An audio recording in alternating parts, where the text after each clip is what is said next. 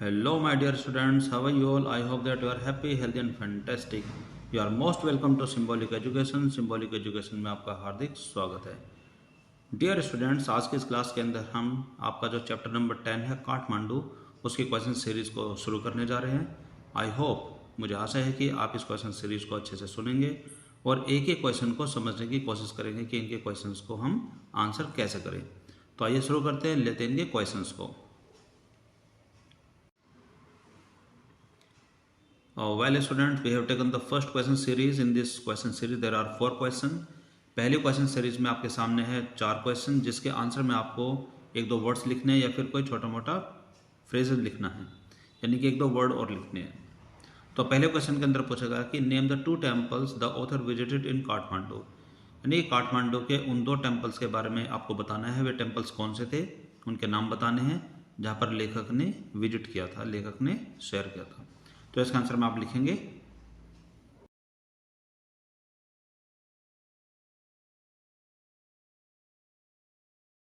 तो question number 1 के answer में आप लिखेंगे Pashupatinath and Boudhanath stupa. Question number 2, इसमें आपसे पूछा गया कि द राइटर सेज, लेखक कहते हैं all this I wash down with Coca Cola, what does all this refer. यानी कि क्वेश्चन में जब ये राइटर कहते हैं कि मैंने ये सब कोका कोला के साथ खा लिया था, उसको निगल लिया था, फिनिश कर दिया था, तो इस क्वेश्चन में जो ये ऑल दिस है ये किस चीज़ के लिए लिखा हुआ है. तो इसका आंसर में आप लिखेंगे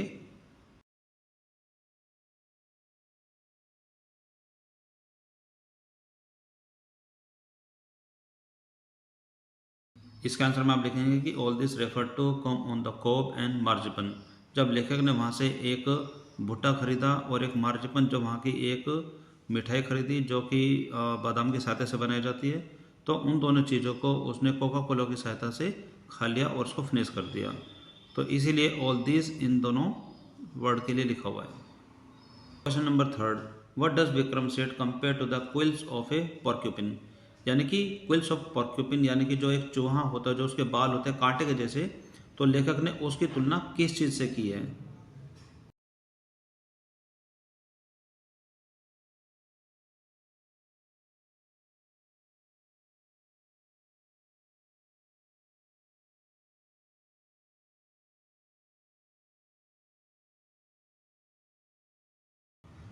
क्वेश्चन नंबर 3 के आंसर में आप लिखें कि the writer Vikram Seth compares the quills of porcupine to the flute tied on the top of the flute seller's pole. यानी कि वो क्विल्स ऑफ पॉर्क्यूपिन यानी कि जो चूहे जैसा एक जो जंतु होता है उसके बालों की तुलना उस बांसुरी बेचने वाले के जो पोल होता है उसके अंदर जो उसके टॉप पर जो बांसुरी को उस तरीके से चारों दिशाओं में जो लगाई हुई थी, उसकी तुलना वो उस क्विल्स के यानी कि पॉर्क्यूपिन के कांटों से करता है.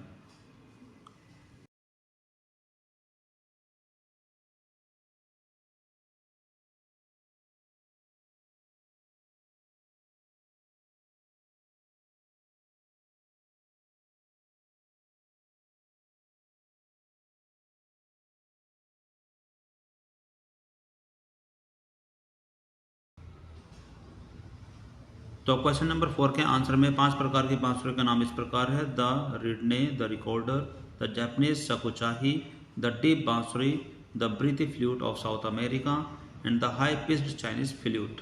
यानी क्वेश्चन सीरीज नंबर 2 के पहले क्वेश्चन में आपसे पूछा गया कि what difference does the author note between the flute seller and the other hawker. यानी कि ऑथर वहाँ पर बांसुरी बेचने वाले में और अन्य हॉकर्स में यानी कि जो फेरी वाले हैं उनके अंदर क्या अंतर नोट करता है.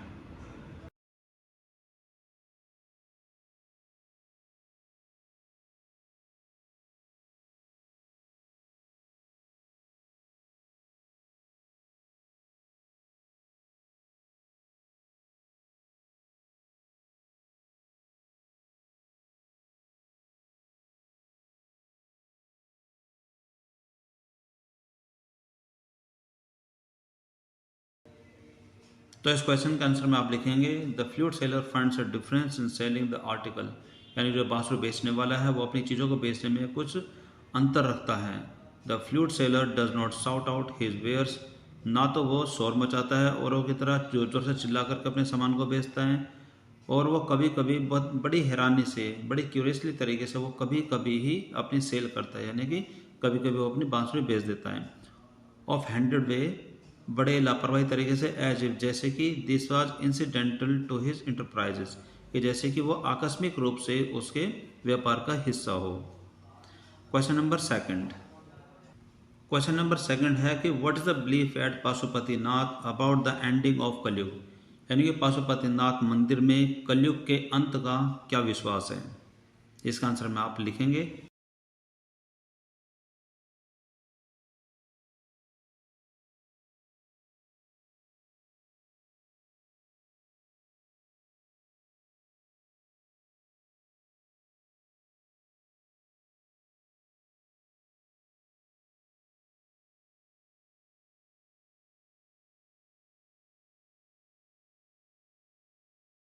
क्वेश्चन नंबर सेकंड का आंसर में आप लिखेंगे कि पीपल बिलीव, कि लोगों का विश्वास है कि when A small shrine immerse fully, कि जब वहाँ पर जो है छोटा सा जो एरिया, छोटा सा जो स्थान जो पूजा पाठ करने का लिए वहाँ पर वो बनाया गया है बागमती नदी पर, जिस दिन वो पूरी तरीके से बाहर आ जाएगा, the goddess inside will escape, और जो अंदर की देवी है वो बाहर आएगी, and the evil period of Kalyug will end on the earth, और जो कलयुग का जो बुरा समय है वो धरती पर समाप्त हो जाएगा, उसका अंत हो जाएगा।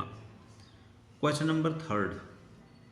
क्वेश्चन नंबर 3 इसके अंदर पूछा गया कि the author has drawn powerful image and picture, यानी कि लेखक ने बहुत ही बड़े रूप में वहाँ की छवि और एक तस्वीर खींची है। तस्वीर का वर्णन क्या है। Pick out the 3 examples of each, और वहाँ पर जो ये पॉइंट्स आपके सामने दिए गए हैं उनके हर एक के आपको 3-3 एग्जाम्पल यानी कि उदाहरण आपको बताने हैं।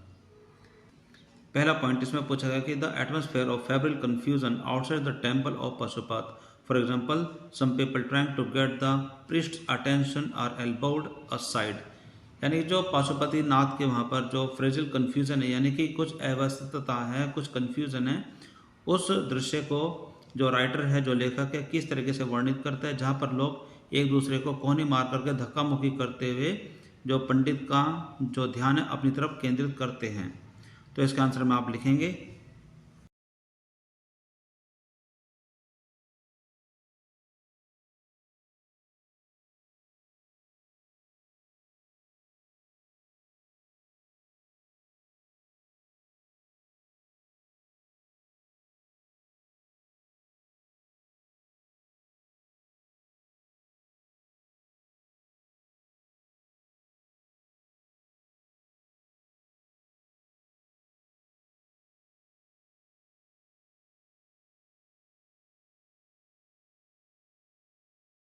लिखेंगे the author describe the monkeys fight vividly and graphically, यानी जो लेखक है वो वहाँ पर जो बंदर की जो फाइट हुई थी पाशुपति मंदिर में, उनकी जो लड़ाई है वो विविडिटी यानी कि एक जीवंत तरीके से और ग्राफिकल तरीके से उनका वर्णन करते हैं। A fight breaks out between 2 monkeys, यानी कि 2 बंदरों के बीच में लड़ाई शुरू हो जाती है। वन चेजेस द अदर, एक दूसरे का पीछा करता है। Who jumps on to the Shivling, जो कि शिवलिंग पर जंप लगाता है। Then runs screaming around the temple, और मंदिर के चारों ओर वो चीखता चिल्लाता हुआ चलता है। And down to the river Bagmati, और फिर उसके बाद वो नीचे बागमती जो नदी है, पवित्र नदी जो बागमती है, उसकी ओर चला जाता है। पॉइंट नंबर सेकंड, हिस्ट्रीज, यानी कि राइटर वहाँ पर जो चीज़ें हैं उनको वे देखते वो क्या क्या हैं। तो इसमें आप लिखेंगे।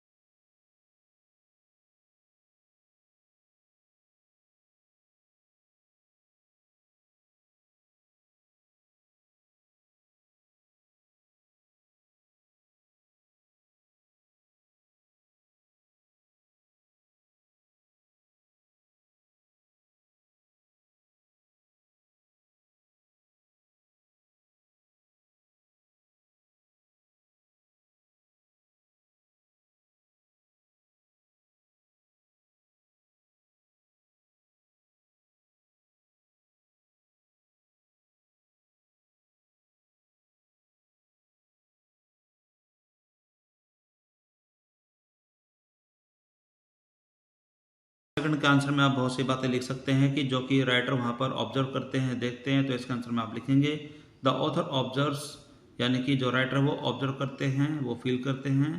A princess of the Nepalese royal house, एक नेपाली शाही परिवार की एक राजकुमारी। एवरीवन बोव्स टू हर, और सभी उनको झुक करके प्रणाम करते हैं, नमस्कार करते हैं। ही सीजेस मंकीज, वह बंदरों को देखता है। ही सीजेस फ्लैट बैग्स, वहाँ पर ऊनी बैगों को देखता है, तिब्बतन प्रिंट्स यानी कि तिब्बतीय छापों को देखता है, सिल्वर ज्वेलरी को देखता है।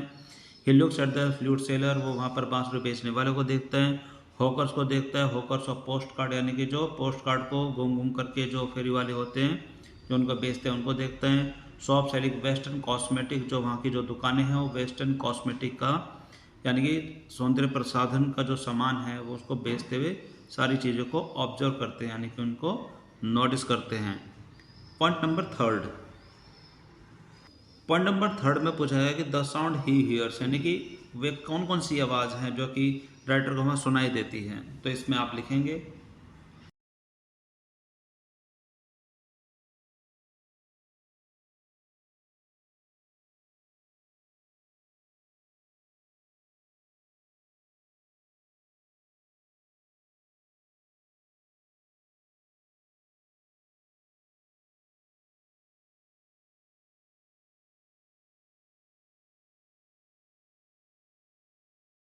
पॉइंट नंबर थर्ड के अंदर जो पूछा गया कि वे आवाज़ें जो कि राइटर वहाँ पर सुनते हैं, तो उसका आंसर में आप लिखेंगे the writer hears film songs from the radio यानी कि लेखक को वहाँ से रेडियो से फिल्मी सॉन्ग सुनाई देते हैं। कार्स हॉर्न्स, कार के हॉर्न सुनाई देते हैं। बाइसिकल बेल्स, साइकिल की घंटियाँ सुनाई देते हैं। स्ट्रे काउज हॉल्स, और जो भटकती हुई गायें हैं उनकी जो रंभाने की जो आवाज़ है वो सुनाई देती है। And vendor shouts out their wares, और जब वहाँ पर जो बेचने वाले जो लोग हैं, सामान बेचने वाले जो फेरी वाले हैं, उनके अपने सामान को बेचने के लिए जो आवाज़ें लगाई जाती हैं वो सुनाई देती हैं।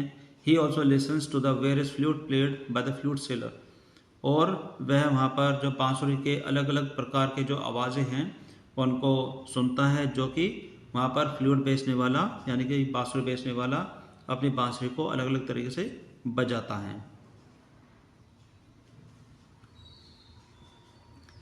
अब हम लेते हैं इसमें क्वेश्चन सीरीज नंबर थर्ड, जिसके आंसर में आपको एक थोड़ा इन क्वेश्चंस के मुकाबले थोड़ा सा बड़ा आंसर आपको देना होगा, जिसके अंदर आपके सामने कम से कम 100 to 50 वर्ड्स के आंसर आने चाहिए।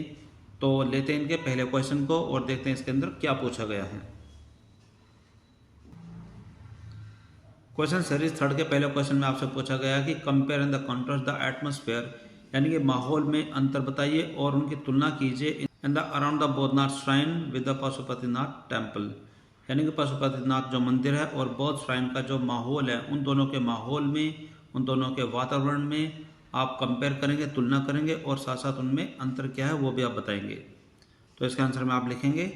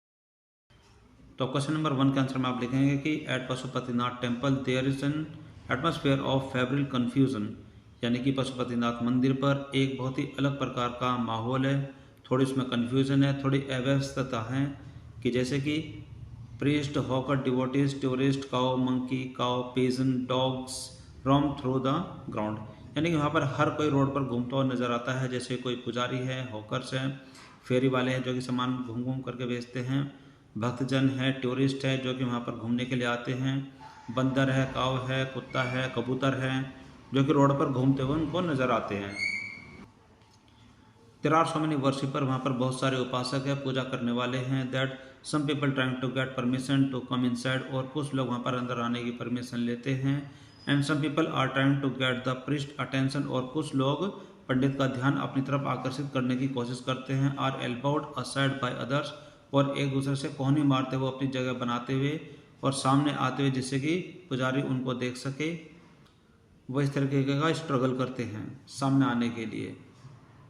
आ गए इसमें बात बताई गई है बौद्धनाथ स्तूपा की, और यहाँ पर इसमें लिखा है, आप इसमें लिख सकते हैं कि एट बौद्धनाथ स्तूपा, यानी कि बौद्धनाथ के स्तूप पर, the Buddhist shrine of Kathmandu, यानी कि बौद्धिस्ट का एक पवित्र स्थल काठमांडू में, there is a scene of stillness, वहाँ पर एक अलग ही नज़ारा है, वहाँ पर कोई शोर शराबा नहीं, वहाँ पर पूर्ण रूप से शांति आपको दिखाई देती है।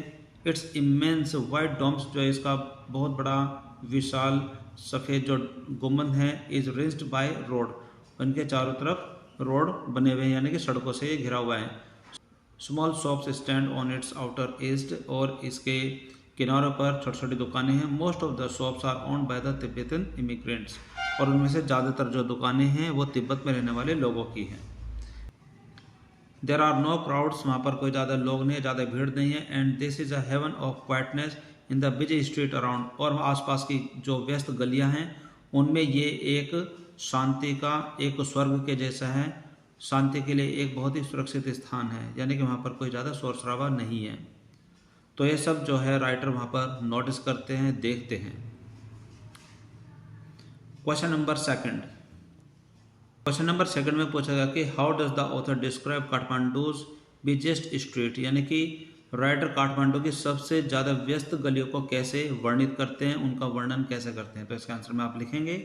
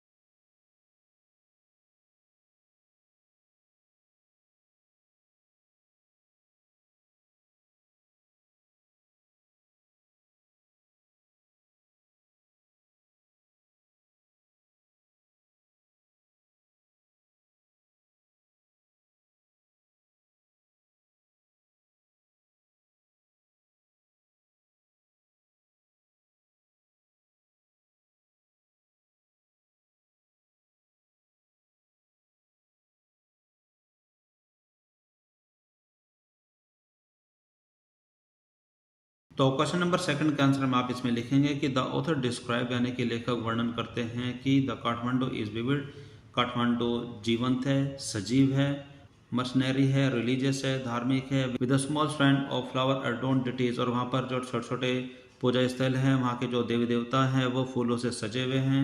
Along the narrowest and the busiest street, वहाँ पर पतली और बहुत ही व्यस्त गलियों के साथ। देर आर फ्रूट सेलर, वहाँ पर फल बेचने वाले हैं, फ्लूट सेलर बांसुरी बेचने वाले हैं, हॉकर्स हैं, शॉप सेलिंग वेस्टर्न कॉस्मेटिक है, वहाँ पर जो दुकानें, वहाँ पर वेस्टर्न कॉस्मेटिक यानी कि सौंदर्य का सामान बिकता है वो दुकानें हैं।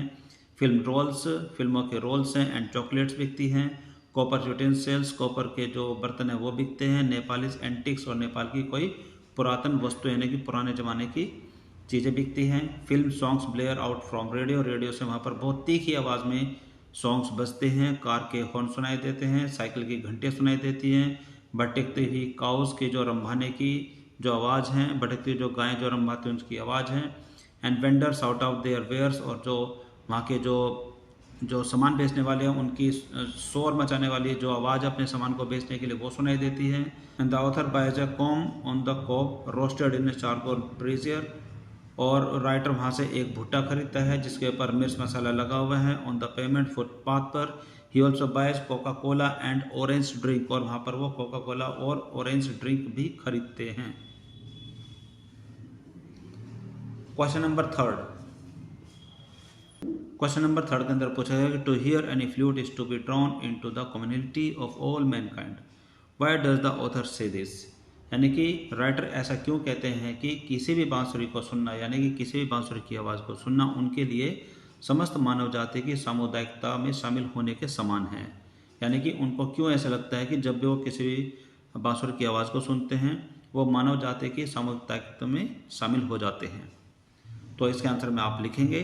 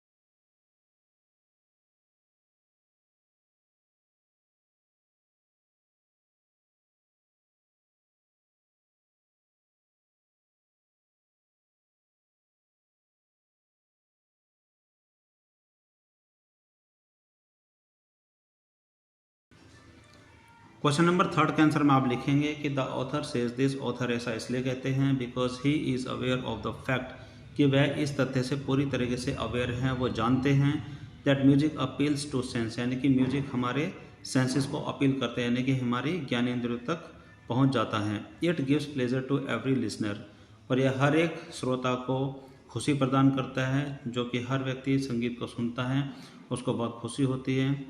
The flute seller does not sell only one kind of flute, यानी कि जो बांसुरी बेचने वाला है वो सिर्फ एक ही प्रकार की बांसुरी नहीं बेचता है। He has various type of flutes, उसके पास अलग अलग प्रकार की बांसुरियाँ हैं।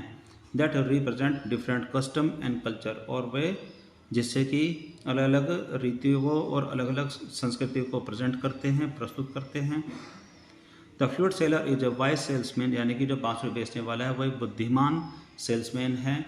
ही does not shout out his wares, वह अपने सामान को बेचने के लिए बहुत ज़्यादा शोर नहीं मचाता है। ही प्लेज मेलोडियस ट्यून, बल्कि इसके वह एक प्यारी सी धुन बजाता है। विच फैसिनेट्स अदर, जो कि हर किसी को मंत्रमुग्ध कर देती है। Mankind does not have multiple appearance and shapes, यानी कि जो मानवता है उसके कोई अलग अलग रंग रूप और आकार नहीं होते हैं। It is universal and cosmopolitan, यह एक सार्वभौमिक और सर्वदेशीय है, यानी कि मानवता हर तरफ एक जैसी ही पाई जाती है। इसका कोई अलग अलग शेप या कोई आकार नहीं होता है। ये हर देश में अगर मानवता की बातें की जाएं तो हर तरफ ये एक जैसी ही मिलती हैं। म्यूजिक सोसेस एवरीवन्स हार्ट, यानी कि जो संगीत है वो हर एक के हृदय को शांति प्रदान करता है। Irrespective of their caste, colour and creed, बिना उनके किसी जाति, धर्म या फिर किसी समुदाय को देख करके, यानी कि पूरे निरपेक्ष तरीके से संगीत सभी के ऊपर अपना असर छोड़ते हैं। सो द ऑथर सेज, इसीलिए लेखक कहते हैं that to hear any flute is to be drawn into the community of all mankind. कि वो किसी भी बांसुरी को सुनते हैं तो उनको ऐसा महसूस होता है कि वो समस्त मानव जाति की सामुदायिकता में शामिल हो जाते हैं। सो डियर स्टूडेंट, इसी के साथ इस चैप्टर की क्वेश्चन सीरीज यहाँ पर फिनिश होती है।